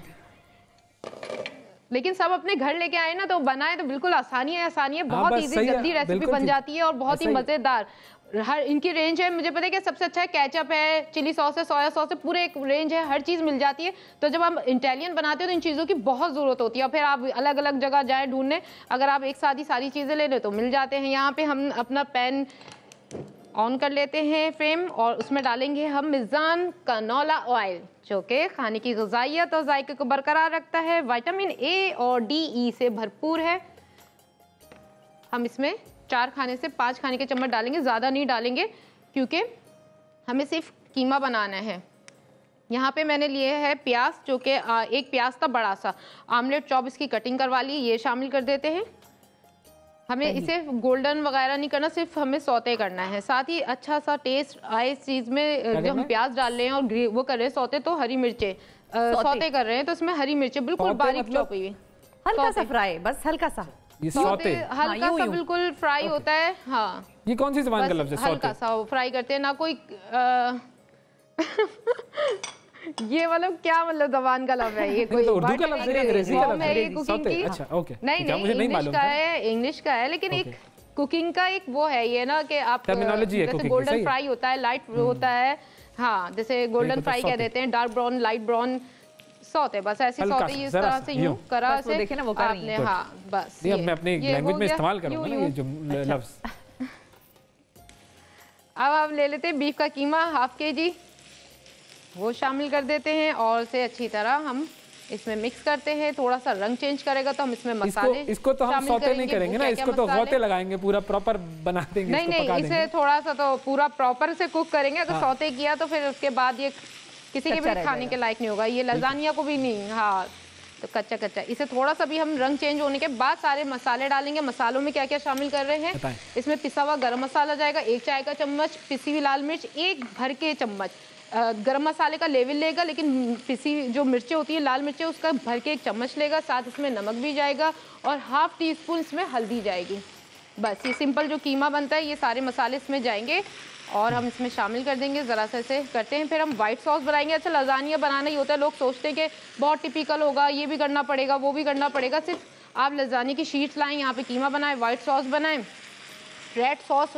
अच्छा, रेड सॉस लोग नहीं बनाते लेकिन मैं बनाती हूँ, क्योंकि अक्सर लजानिया के किनारे जो होते हैं वो ड्राई रह जाते हैं, तो मैं उसे रेड सॉस बना के इसे कवर करती हूँ। ये बहुत आसान रेसिपी है, जो हम पिज़्ज़ा में सॉस बनाते हैं बिल्कुल सेम, बिल्कुल वैसी रेसिपी है। और मैं तो कहूँगी बल्कि वही पिज़्ज़ा रेसिपी का सॉस जो होता है ना वही है ये। तो इसे बनाए, इसके लिए मैंने क्या लिया था, सॉस का बनाने का बता रही हूँ, जो पिज़्ज़ा सॉस मैंने बनाया है। बताइए। उसके लिए मैंने क्या किया था, ऑयल लिया था, उसमें ऑयल लिया था, उसमें लहसुन जो कि मैंने बारीक बिल्कुल स्लाइस करके डाले थे, उसे भी सौते किया था। जब अच्छा सा उससे सौते हो गया, उसमें मैंने टमाटर शामिल किए 2 अदद, केचप शामिल किया, चिली सॉस शामिल किया, सिरका शामिल किया, कुटी हुई लाल मिर्चें, नमक और चीनी 1 खाने का चम्मच, ये सारी 1-1 चम्मच मैं बता रही हूँ। मिर्चें भी, कुटी हुई मिर्चें भी 1 चाय का चम्मच, कुटी हुई काली मिर्चें भी 1 चाय का चम्मच, चीनी भी 1 चाय का चम्मच, और केचप में तो होती है, हमने केचप और चिली सॉस भी शामिल किया था। साथ आप इसमें हॉट सॉस भी शामिल कर सकते हैं। और फिर मैंने इसमें थोड़ा सा तिक्का मसाला डाला था, क्योंकि रंग जो है वो अच्छा नहीं आता ना ज़्यादा। तो पीसने के बाद क्या करते हैं, हम इसे पकाते हैं ना, ब्लेंड करने के बाद जब पेस्ट बनता है उसका रंग अच्छा नहीं आता। तो मैंने तिक्का मसाला जो आता है अच्छे से किसी भी ब्रांड का ले लें, वो शामिल कर दें, उससे कलर बहुत अच्छा आ जाएगा। और कुछ डालना है? हमारा सॉस भी तैयार हो गया। यहाँ की मैंने कलर भी चेंज कर लिया। ठीक है, आप एक काम करें, आप इसको मजीद आप पकाएं, कीमे को कच्चा ना रह जाए, क्योंकि आप नहीं खाना है तो फिर आपको ही तकलीफ होगी। लेकिन हम यहाँ पर लेते हैं एक छोटी सी ब्रेक। सोता सा ब्रेक लेकर आते हैं, सोते सा ब्रेक लेकर आते हैं।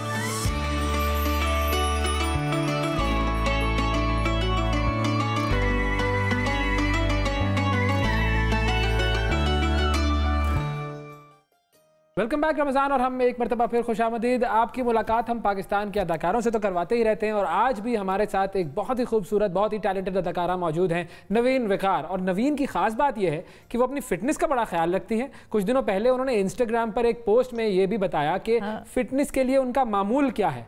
तो आज हम उनसे जानते हैं कि भाई फ़िटनेस का राज क्या है और क्या नया कर रही हैं वो, रमज़ान कैसा गुजर रहा है, शूट्स कैसी चल रही हैं, और फिटनेस टिप्स भी ले लेंगे कोई थोड़ी सी। थोड़ी बहुत हमें भी जरूरत पड़ जाएगी, क्योंकि हमें भी यहाँ पर प्रोग्राम में बैठकर सारा मामला जो है वो देखना पड़ता है। अस्सलाम वालेकुम नवीन। वालेकुम अस्सलाम, कैसे हैं आप लोग? हम बिल्कुल ठीक ठाक हैं। रमजान मुबारक। खैर मुबारक। आपकी शूट्स चल रही हैं, दोबारा से आप काम वाली जिंदगी में वापस आ गई हैं आइसोलेशन के बाद? जी, हमारी शूट्स अभी शुरू हुई हैं, कोई 3-4 दिन हुए हैं, काफ़ी अर्सा ब्रेक के बाद। अब क्योंकि प्रोजेक्ट तो ख़त्म करना है, तो प्रिकॉशंस ले रहे हैं हम लोग, मास्क, ग्लव्स एंड एवरीथिंग। तो इंशाल्लाह ये वक्त भी गुजर जाएगा। थोड़ा सा मुश्किल है, लेकिन अल्लाह खैर करे। और ये कौन सा प्ले है? ये प्ले है, इसका नाम है छलावा, और ये हम टीवी पर ही चलेगा इंशाल्लाह। आई थिंक ईद के बाद ऑन एयर हो रहा है, इस वजह से हमने थोड़ी सी स्पीड पकड़ी है कि इसको ख़त्म करना है। जबरदस्त। तो आप इसमें छलावा हैं, छलावी हैं, क्या हैं आप इसमें? किरदार क्या है आपका? जी, मेरा किरदार जो है वो एक ऐसी लड़की का है जिसके पीछे छलावा पड़ जाता है। तो छलावे के साथ मेरा थोड़ा सा कंपटीशन होगा। सुपरनैचुरल एक थ्रिलर है ये। और मैंने कभी पहले ऐसा काम नहीं किया था, तो मैंने सोचा कि इस बार थोड़ा कुछ। हमारे माशरे में अक्सर लड़कियों के पीछे छलावे लग ही जाते हैं, वो जरा सही वाले वो होते हैं छलावे। तो ऐसा कभी आपके साथ होता है तो फिर आप कैसे निपटती हैं उनसे? अल्लाह का शुक्र ऐसा कुछ हुआ नहीं है, और ना ही कभी फ्यूचर में हो। लेकिन बस जैसे लोग होते हैं उनके साथ वैसे ही डील किया जाता है, आई गेस। तो बाकी पर्सन टू पर्सन वेरी करता है। नहीं, मैं असल में आपकी फिटनेस की तरफ आना चाह रहा था ना, कि आप, हमने जब इंट्रोडक्शन दिया तो आपकी फिटनेस के हवाले से बात की। तो वो जो फिटनेस होती है उसमें फिर इंसान जूडो कराटे भी सीख रहा होता है, कुछ बॉक्सिंग भी कर रहा होता है। तो मैंने कहा शायद आप उनका इस्तेमाल करती हो फिर। मैं बहुत क्या कहते हैं, पीस पसंद हूँ। मैं हाथापाई बिल्कुल तब तक नहीं करती जब तक एब्सोल्युटली नेसेसरी ना हो।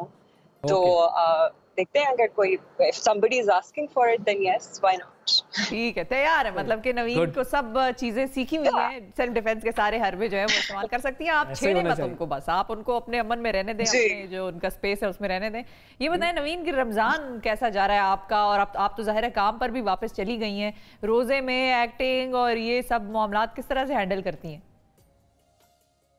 हर बार रमज़ान में शूट ही कर रही होती हूँ, लेकिन इस बार रमज़ान थोड़ा सा हम सब के लिए जो है वो बहुत उदास सा गुजरा है, क्योंकि इतने सारे लोग जो हैं वो अफेक्ट हुए हैं इस बीमारी से। बहुत सारे लोग रिकवर कर रहे हैं, बहुत सारे लोग अभी मज़ीद एडमिट हो रहे हैं हॉस्पिटल्स में। तो थोड़ा सा उदास गुजर रहा है इस बार रमज़ान मेरे लिए। काम तो बस ये है कि हम काम पे आते हैं डरे डरे, लेकिन बाकी हम कहते हैं कि अपनी तरफ से हम जो मेजर्स ले सकते हैं बचाव के वो कर लेते हैं। बाकी अब क्या कर सकते हैं, अल्लाह मालिक है। पर आपने भी वो जिम्मेदारी ली हुई है कि लोगों को समझाती है। मैं और वैसे तो कोशिश करते रहते हैं, इधर आवाम को भी समझाएं टीवी पर, और लोगों को भी समझाएं कि भाई दिस इज सीरियस, ये झूठ वूठ नहीं है, ये वाकई दुनिया में मौजूद है चीज़, और आप लोग एहतियात करें। आप कितना समझाती हैं लोगों को? देखिए, मैंने तो आज अपनी टीम को जो है थोड़ा सा तंग भी किया। मैंने एक वीडियो बना ली सबकी जब कोई देख नहीं रहा था, और मैंने कहा जिससे मास्क नहीं पहना है, ये वीडियो मैं ऑन एयर कर दूंगी अभी इसी वक्त, अगर आप लोगों ने मास्क नहीं पहना तो। बट अल्लाह का शुक्र है, हमारी team they very very cautious. आकर जो है हर बार चेक होता है बाकायदा के प्रिकॉशंस ले रहे हैं या नहीं है। जनरली ऑल्सो देखिए, मैं ये कहूँगी कि जो भी लोग हैं, जिस तरह जो कुछ भी कह रहे हैं, अगर नहीं भी है, आपको लगता है कि नहीं भी है खतरनाक, अगर आप थोड़ा सा एहतियात कर लेंगे, उसमें क्या चला जाएगा? बिल्कुल सही, बिल्कुल तो एहतियात कर ले, एक मास्क पहनने से या ग्लव्स पहनने से या हाथ धोने से आपका क्या जा रहा है? ये तो बहुत अच्छी चीज़ है ना, तो हमें वैसे भी अपनी ज़िंदगी जो है उसमें अमल करना चाहिए इन तमाम चीज़ों पर। अच्छा, ये बताएं, देखिए रमज़ान में 2 चीज़ें होती हैं, एक होती है आपकी फूड हैबिट्स और एक होती है आपकी स्पिरिचुअलिटी। तो दोनों के हवाले से बात कर लेते हैं। पहले तो ये, क्योंकि चूंकि आइसोलेशन में थे हम सब, तो आइसोलेशन में स्पिरिचुअली बहुत ग्रो करता है इंसान, तो वो कैसा एक्सपीरियंस रहा आपका, कुछ शेयर करना चाहेंगे उस हवाले से? मेरा एक्सपीरियंस, मैं ये कहूँगी कि जहाँ तक स्पिरिचुअलिटी का सवाल है, मैंने काफ़ी मेडिटेट भी किया है। काफ़ी वक्त मैंने अपने खुद के साथ एब्सोल्यूट साइलेंस में, सन्नाटे में गुजारा है। बहुत सारी चीज़ें होती हैं जो आपको रियलाइज़ होती हैं कि हमें जिन चीज़ों को हम फॉर ग्रांटेड लेते हैं, जो हमें लगता है अरे इस चीज़ की तो कोई वैल्यू ही नहीं है, उनका भी शुक्र अदा करना चाहिए। Being able to get out of the house, अपने प्यारों से मिलने के लिए, या फैमिली के साथ टाइम गुजारने के लिए, या किसी की बर्थडे है तो उनको गले लगाते हैं, हमको विश करते हैं, हम वो भी नहीं कर सकते अभी।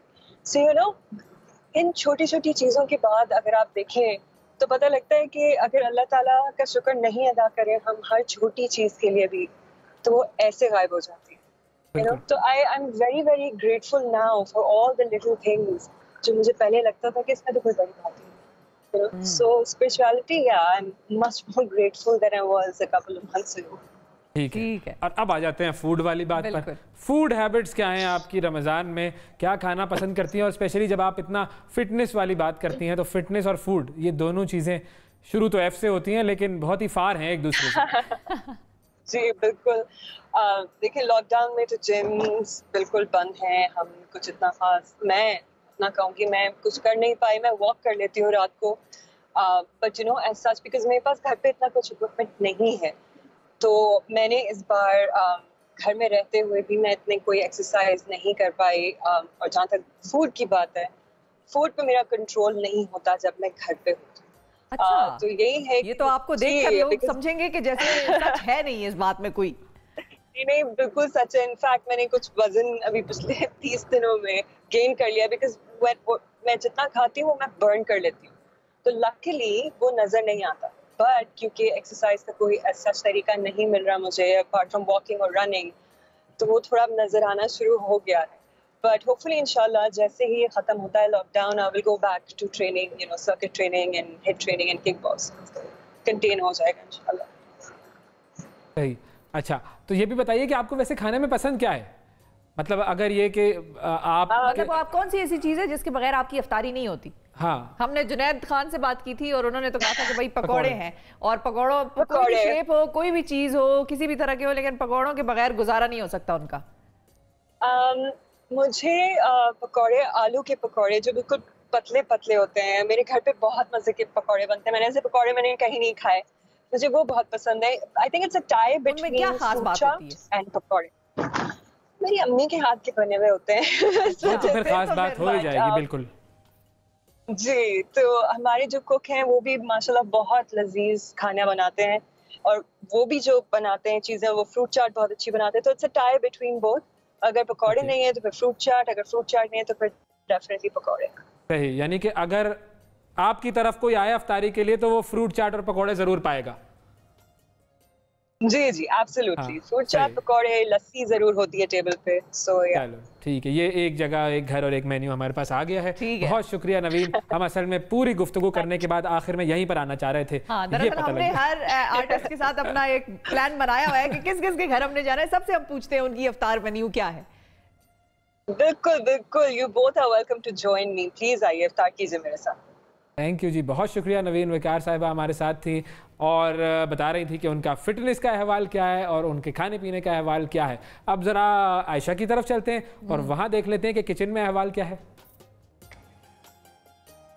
जी, यहाँ पे मैंने क्या किया था, जब मैंने कीमा डाला तो कहा था थोड़ा सा रंग चेंज होगा, तो उसमें मैंने नमक, मिर्चें, हल्दी, धनिया शामिल कर दिया था और साथ ही मैंने चॉप किए हुए बारीक टमाटर शामिल कर दिए थे और इसे अच्छी तरह कवर करके रख दिया था ताकि सारी चीज़ें अच्छी तरह मिक्स हो जाएं, टमाटर गल जाएं और ये हमारा कीमा ऑलमोस्ट तैयार हो चुका है। वाह वाह वाह वाह, गुड। साथ में यहाँ साथ ही यहाँ पे मैं वाइट सॉस बना रही हूँ।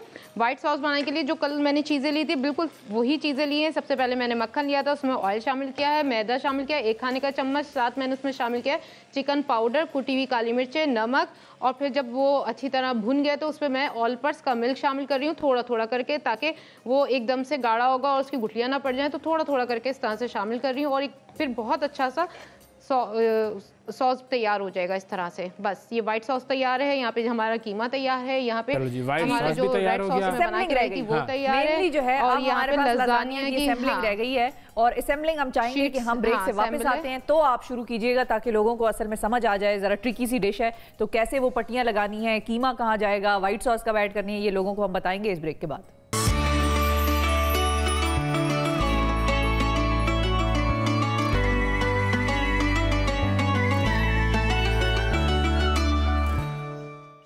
Welcome back. रमजान और हम में एक मरतबा फिर खुशामदीद। आयशा से पूछते हैं, आयशा अब क्या मामला है, सेकंड डिश के लिए आपने तैयारी पकड़ ली है? जी, बिल्कुल। या फिर पहली डिश को अभी आप हमारे सामने नहीं, जो है नहीं, वो अभी पहली ही डिश पे असेंबलिंग पहली डिश का मामला भी सॉल्व नहीं और आप सेकंड पे आ गए। जी मैं जरा आगे बढ़ जाता हूं। क्या किया था कि मैं लेयर्स लगाना जी जी जी बताएं बताएं। मैंने क्या किया था, सबसे पहले डिश पे वाइट सॉस लगाया था, फिर मैंने लेजानिया शीट लगाई है इसे, और फिर उसके ऊपर मैंने जो कीमा बनाया था उसकी लेयर लगाई है। इसी तरह मैं 2 या 3 लेयर्स इस तरह लगा चुकी हूँ। बीच में शिमला मिर्च भी डाल रही हूँ और जो मैं यहाँ पे रेड सॉस बना के लाई थी उसे इस तरह से किनारे कवर कर रही हूँ ताकि जो किनारे हमारे ड्राई हो जाते हैं और सख्त हो जाते हैं वो नहीं होंगे, इनमें भी टेस्ट आएगा और वो भी मज़ेदार लगेंगे। इसी तरह बस हम इसकी फाइनल लेयर लगा रहे हैं। उसमें मैं बस क्या कर रही हूँ, ये लेयर्स जो लजानिया की पट्टी है वो डालूंगी, ऊपर से मैं इसमें चीज़ डालूंगी, केचप डालूंगी और ओगानो डालूंगी। ये आखिरी इस तरह से बस मैंने लेयर लगा दी है और इसमें मैं थोड़ा सा कीमा रख लेती हूँ ताकि ऊपर पता चले हमें कि बीफ लजानिया बना है। अच्छा, ये कीमा जो है ये पता चलने के लिए है, ये खाने के लिए नहीं है जी पता चले ना कि लजानिया बना किस चीज़ के लिए। वाइट सॉस है, क्योंकि ऊपर हम शीट रखते हैं तो क्या होता है ड्राई हो जाती है। अनाउंसमेंट कर दें आप डिश रखते हुए कि भाई ये बीफ लजानिया। हाँ, ये भी बात है कि लिख के एक ना टैग लगा दें कि मतलब ये कीमा ज़ाया हो जाएगा ना अगर इसे कोई खाएगा नहीं और इसे हम सिर्फ इसे दिखाने के लिए रखेंगे कि भाई ये देखने के लिए है क्योंकि ये बीफ लजानिया है तो हमने ये बताया, तो इसको भी खा लें, इजाज़त दे दें आप खाने की प्लीज़। ये ठीक, ये बिल्कुल बेक होगा। ये 180 सेंटीग्रेड पे कौन सी वाली चीज़ डाली है आपने? 20 मिनट्स 15। ये मैंने पिज़्ज़ा चीज़ डाली है, इसमें मोज़रेला और चेडर चीज़ दोनों शामिल होती है, इसलिए मैं ये वाली चीज़ ले लेती हूँ ताकि एक साथ ही सारा काम हो जाए। ये आपने ऊपर से शिमला मिर्च डाल दी, विटामिन सी वाली पिज़्ज़ा। जी जी जी बिल्कुल, वाह वाह, बेहतरीन। अच्छा, और ये भी बता दें जरा कि अब ये कितनी देर जो है वो ओवन में जाएगा और कितनी हीट पे? ये 180 सेंटीग्रेड पे बेक होगा, 20 मिनट्स में हो जाता है। वैसे 15 और 20 मिनट्स के अंदर अंदर बेक हो जाता है।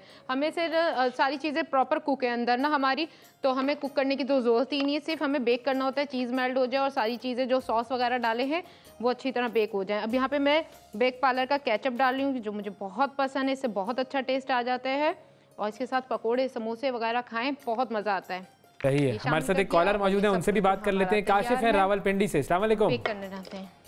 वालेकुम अस्सलाम वाला सब, क्या हाल है आपकी? बिल्कुल ठीक। काशिफ साहब कैसे हैं आप? ठीक ठाक हैं? शुक्र अल्हम्दुलिल्लाह, अल्लाह ताला का फजल करम है। सर एक छोटी सी अर्ज है। जी जी, कोई छोटी सी अर्ज वाला जुमला कहता है ना, डर लगता है मुझे, पता नहीं क्यों। यकीन न करें, ये जो पिछली हुकूमतें गई है ना, इनको कोई करप्शन का सजा ना दे अल्लाह।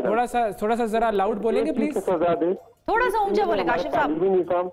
और काशिफ भाई, मेरे प्यारे काशिफ भाई, काशिफ साहब सुन तो लो। एक सेकंड दोबारा से अपनी जो छोटी सी अर्ज है वो दोबारा से करो, लेकिन थोड़ा सा लाउड बोलना, आवाज थोड़ी सी कम आई थी। जी जी, मैं अर्ज ये कर रहा हूँ कि ये जो पिछली गवर्नमेंट गई है ना, इनको किसी करप्शन का सजा ना दी जाए, छोड़ देने जो खाया खाया, लेकिन सिर्फ इनसे ये पूछा जाए जो हमारा तालीम का निजाम है, हमारे गवर्नमेंट स्कूल तबाह बर्बाद है, ठीक, इनसे पूछा जाए। और हमारा सेहत का निजाम, जो हम आज कोरोना में इतने फंसे हुए, हमारे हालात ये, घरों में रहना पड़ेगा, नहीं तो अदरवाइज हमारे पास चॉइस दूसरी कोई भी नहीं है। इस पे पकड़ा जाए इनको। सही है, ठीक है। ये मतलब ये इस यानी कि वो ये कह रहे हैं कि करप्शन के मामला पर करप्शन अहम है, और ये जो हेल्थ और एजुकेशन के मामला हैं ज़्यादा अहम है। तो मामले तो जाहिर है सारे ही अहम हैं, लेकिन पैसों का भी मामला अहम होता है और तालीम का मामला भी। दरअसल वो इंटरलिंक्ड हो जाएंगे ना। हाँ, वो इंटरलिंक्ड हो जाएंगे कि अगर मैंने स्कूल बनाना था और मैंने पैसे लिए और फिर वो पैसे मैंने स्कूल पे नहीं लगाए तो कहाँ लगाए, सही बात तो वो इंटरलिंक्ड हो जाएंगे। लेकिन वो आवाम की फ्रस्ट्रेशन जो है वो इस वक्त इस स्कॉलर के थ्रू हमें नजर आई है कि वो ये कहते हैं कि भाई सेहत और तालीम पे तुम लोगों ने क्या किया, और आने वाली हुकूमतें भी जो हैं, जो इस वक्त की हुकूमत वक्त है, उनका भी ये जाहिर है, उन पर भी जिम्मेदारी है कि वो जाने से पहले इस निज़ाम में कितनी बेहतरी ला सकते हैं। जाहिर है हम ये नहीं कहते ओवरनाइट तब्दीलियाँ आ जाएंगी, लेकिन यह है कि बहुत हद तक बेहतरी जो है वो लाई जा सकती है। ये आयशा कुछ कार्रवाई कर रही हैं, जरा पूछ लेते हैं उनसे। आयशा, ये क्या हो रहा है, ये क्या डाल रही हैं, क्या बना रही हैं? ये तो मैं सेकंड डिश पे आ गई हूँ, जो सेकंड में हमारी बहुत अच्छी ड्रिंक्स बनाते हैं हम गर्मियों में, ठंडी ठंडी। जी बिल्कुल, चॉकलेट है, चॉकलेट बनाना डेट मिल्क शेक बना रही हूँ। चॉकलेट बनाना डेट मिल्क शेक, वाह वाह वाह जी। तो ये बस इसमें से चॉकलेट निकाल दें तो मैं भी पी लूंगा, लेकिन ये कि अब आप डाल ही रही हैं तो डाल दें। चलिए, चॉकलेट नहीं पसंद आपको? बस ये एक चॉकलेट तो सबको पसंद। कौन सा फ्लेवर आपको वैसे ज्यादा पसंद है? Chocolate, vanilla, strawberry? ये जो इन्होंने बनाना है, बनाना और डेट, इन दोनों को मिलाएं तो बेहतरीन सेहत बख्श डिश बनती है, ये शेक बनता है। अच्छा, एक और कॉलर है हमारे साथ। अस्सलाम वालेकुम। ऑलपर्स का दूध ले शामिल कर रही हूँ जी। अब्दुल खालिक साहब हैं दुबई से। अस्सलाम वालेकुम खालिक साहब। अब्दुल खालिक साहब कैसे हैं? अल्हम्दुलिल्लाह, आप सुनाए? आप लोग ठीक ठाक? माशाल्लाह, आप लोगों का प्रोग्राम बड़ा अच्छा जाता है, और मैं जैसे आप बोल सकते हैं कि 24/7 ही देख रहा हूँ। 24/7 तो हम स्क्रीन पे है ही नहीं। मतलब नहीं, मतलब कहने का ये कि जब भी लगाता हूँ तो आप लोगों का ही चल रहा होता है प्रोग्राम। अच्छा, आपका टाइमिंग वो हो गया है कि आप हमारे साथ जो है वो जुड़ गए एक तरीके से। वाह वाह। काश मैं आपको दिखा सकता। हाँ, नहीं, हम आपकी बात पर यकीन कर रहे हैं, आप बिल्कुल सही कह रहे हैं। नहीं, आप लोग तो चाहते ही हैं। माशाल्लाह, आप लोग बड़ा अच्छा प्रोग्राम कर रहे हैं, और हम लोग बस दुबई में आप लोगों को ही देखते हैं, ऊपर अल्लाह, बस टीवी पे आप लोग। वाह वाह, ये तो आपने हमें बड़ा ही इज्जत बख्श दी। लेकिन अब्दुल खालिक साहब, एक शख्सियत का नाम आप ले लें तो मेरा ख्याल है बेहतर हो जाएगा। आयशा भी होती है हमारे साथ। और मैं बिल्कुल आयशा का तो सिर्फ ये कि वो किचन का वो चल रहा है, पर दरअसल हम लोग यहाँ खुद बनाते नहीं ना। अच्छा, तो ज्यादा आप खुद नहीं बनाते तो अफ्तारी कैसे करते हैं? हाँ, वो घर में हाउस मेड है ना, वही बनाती है हमारी। अच्छा, ठीक है, सही है। अच्छा, अब देखें, अब आपने जो है वो हमें इतना जोड़ लिया है अपनी ज़िंदगी से, तो ये बताएं कि आपने क्या क्या सीखा हमारे प्रोग्राम से, कोई बताएं तो सही, शेयर तो करें ज़रा। मतलब मैं सीधा आपको क्या बोलूं, मैं हूँ पठान, आपको पता है, वैसे झूठ नहीं बोलते। पठान तो पठान होते हैं भाई, इतने प्यारे पठान होते हैं, ज़बरदस्त। तो मतलब अच्छा है, मतलब देख रहा होता हूँ आपके प्रोग्राम या आप लोग ये जो तफसीरें चल रहे होते हैं हर काफ़ी चीज़ों पर।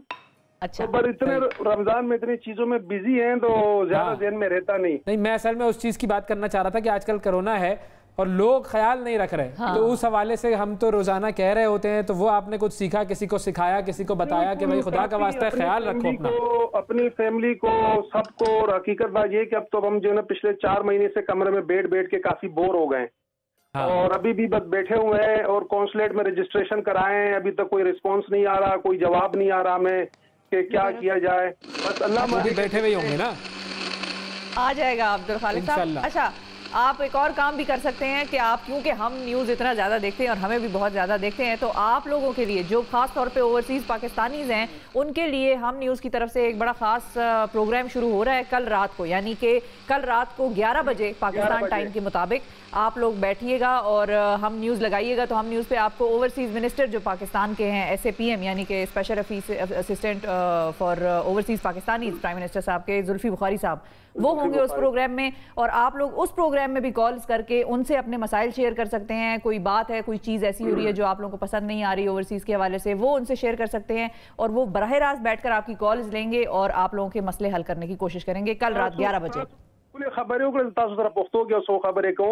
प्रोग्राम ढेर मजेदार दे, माज़ा तासु ता टेलीफोन मुको तासु प्रोग्राम की चे मंगा कोशिश दा का कोशिश मंग दा दे चे का मंग स तरीके से रदई सर राब्ता को, ठीक शो 11:15 बजे 11:15 इंशाल्लाह तासु दा प्रोग्राम उगोरी और आई होप तासु देर ख्वाक्षी जगह जे आगे प्रोग्राम के हम तासु दे पारा दा प्रोग्राम शुरू कऊ लगे आयु हम सिर्फ तासु दे पारा तासु प्रॉब्लम्स दे पारा जुल्फी बुखारी साहब बम अल्तवई ओ आगोई बतासो प्रॉब्लम्स आवरी नो डेरा मनाना फॉर द कॉल अब्दुल खालिक साहब, बहुत शुक्रिया। पाकिस्तान जिंदाबाद, पाकिस्तान जिंदाबाद। आखिर में यही बोल सकता था मैं, आप लोगों की कन्वर्सेशन हो गई तो मैंने कहा ठीक है पाकिस्तान जिंदाबाद बोल दूं, जरूरी है ये तो। ठीक है, नाश्ते की क्या बात है, पाकिस्तान जिंदाबाद भाई। हाँ नहीं ऐसा। अच्छा आयशा भी सुनती होंगी हमारी बातें तो पाकिस्तान जिंदाबाद भाई। और क्या आयशा? हाँ बताएं। मैंने कहा मुझे समझ में नहीं आई, जैसे अवैस को नहीं समझ में आई वैसे मुझे भी नहीं समझ में आई। नहीं समझ में आई, आप लोग बहुत स्मार्ट लोग हैं, आप लोगों को पश्तो सारी समझ में आ गई होगी। सब समझ में आ गया, सब समझ में आ गया, बिल्कुल बिल्कुल। अच्छा बताएं आयशा। चलो फिर मैं ड्रिंक की जो रेसिपी बताऊंगी ना आप उसे पश्तो में कन्वर्ट करेगा।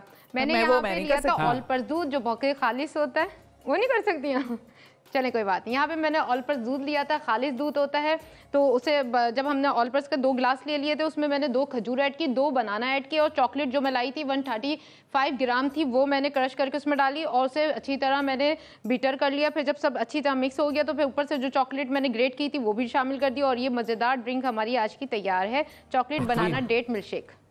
चॉकलेट बनाना डेट मिल्क शेक, वाह। और लजानिया में अभी, हाँ लजानिया में ना जो वो अभी बहुत टाइम है थोड़ा सा ना, हाँ 10 मिनट कोई बात नहीं, हमें भी कोई जल्दी नहीं है। हम इंतजार कर रहे हैं, हो जाएगा, कोई जल्दी नहीं है। नहीं देखने के लिए जब ऐसे ही बेक होके आएगा तो यहाँ पे मेरे पास स्लाइस जो हो गए हम सैंडविच में डालते हैं वो स्लाइस है, हम ऊपर से उसे क्योंकि गर्म उतने हीट होगा उसे रखेंगे ये आपस में खुद ही मेल्ट हो जाएगा। तो ये भी तैयार हो गई, ये तैयार हो गया हमारा। किसी भी चीज का लुत्फ दोबाला कर देता है वाकई।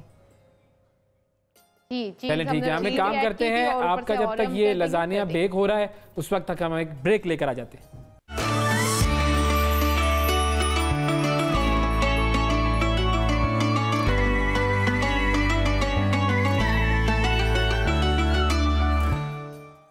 Welcome back to the show नाजरीन। आयशा की तरफ चलते हैं। आयशा बताइए कहाँ तक अब आप हमें ज़रा रिविजिट करवा लेंगी, आपका कुछ निकल आया है अवन से या अभी तक अंदर ही है? जी नहीं बिल्कुल तैयार हो गया है और बस मैं अपने ये ग्लव पहन के जा रही हूँ। ये बड़े ज़रूरी है वरना हाथ जल सकता है। जी बिल्कुल ज़रूरी है, जब भी आप किचन में काम करें तो अपनी सेफ्टी का पहले ख्याल रखें क्योंकि आप सेफ हैं तो फिर आपकी फैमिली सेफ है। ये देखिए कितना अच्छा कलर आ गया है, सारी चीज़ें बेक हो चुकी हैं, सॉस सारे ड्राई हो गए हैं, क्रीम मेल्ट, वो चीज़ मेल्ट हो गई है। अब मैंने यहाँ पे जो स्लाइस चीज़ ली थी जो कि हम सैंडविच में डालते हैं वो भी इस तरह से इस पर रख देंगे ताकि वो भी अच्छी तरह से इसमें गर्म जितनी हीट हो रही है उसमें मेल्ट हो जाए। अब इसे मैं रख देती हूँ अपनी टेबल पे क्योंकि हमारी टेबल बिल्कुल अफ्तार मज़ेदार किचन से तैयार हो चुकी है। मज़ेदार चीज़ें, गुड जी, जबरदस्त। लजानिया फरमाइश की थी जी उन्होंने, बच्चे ने। रीकैप कर दीजिए भाई। रीकैप पे आ जाती हूँ जी बिल्कुल। यहाँ पे मैंने रीकैप कर देती हूँ। सबसे पहले मैंने लिया था बीफ के लिए मैंने सबसे पहले ऑयल डाला था, उसमें प्याज डाले थे, उसमें हरी मिर्चें डाली थी, फिर उसे अच्छी तरह मैंने सौते किया, फिर उसमें मैंने कीमा ऐड कर दिया। कीमे का जैसे रंग चेंज हुआ तो उसमें मैंने टमाटर जो चॉप किए हुए थे वो डाल दिए। सारे मसाले जो कि नमक, मिर्चें, धनिया और हल्दी होता है, हल्दी ½ टीस्पून लिया था और नमक और मिर्चें मैंने 1 खाने का चम्मच लिया था वो शामिल कर दिया। नमक हस्बे ज़रूरत शामिल किया, उसे अच्छी तरह भूना मैंने और उसमें थोड़ा सा मैंने केचप भी ऐड कर दिया था थोड़ा और अच्छा कीमे में टेस्ट आ जाए और कलर आ जाए। फिर वो अच्छी तरह कुक हो गया। यहाँ पे मैंने व्हाइट सॉस बनाया, उसके लिए मैंने मक्खन लिया था, ऑयल शामिल किया, उसमें मैदा शामिल किया, चिकन पाउडर शामिल किया, कुटी हुई काली मिर्चें शामिल की, नमक शामिल किया, उसे अच्छी तरह से भूना। जब मैदा अच्छा तरह भून गया फिर मैंने उसमें शामिल किया दूध ऑलपर्स का जो थोड़ा थोड़ा करके शामिल किया ताकि उसमें गुठलियाँ ना पड़ जाए। फिर वो जब अच्छा सा हमारा सॉस तैयार हो गया तो हमने लजानिया बेक पार्लर की लजानिया शीट ली थी, उसे भी बॉईल किया था हमने, वो हमने बॉईल करके रख दी थी, फिर उसे हमने प्लेट में रखी थी ताकि हमारी शीट्स आपस में चिपके ना। तो मैंने उस पर ऑयल ग्रीस किया था। प्रोसेस के बाद आपने ये पूरा जो लजानिया और ये शेक जो है ये बनाकर हमारे सामने पेश कर दिया। बहुत शुक्रिया अदा करेंगे आयशा हम आपका कि आपने बड़ी ज़बरदस्त डिशेस बनाई और अफ्तार का वक्त चूँकि हुआ चाहता है तो अब हम चलते हैं अफ्तार की तरफ और आपसे हम चाहते हैं इजाज़त। कल आपसे दोबारा से रमज़ान और हम में मुलाकात करेंगे, उस वक्त तक के लिए हमें इजाज़त दीजिए। अल्लाह हाफ़िज़।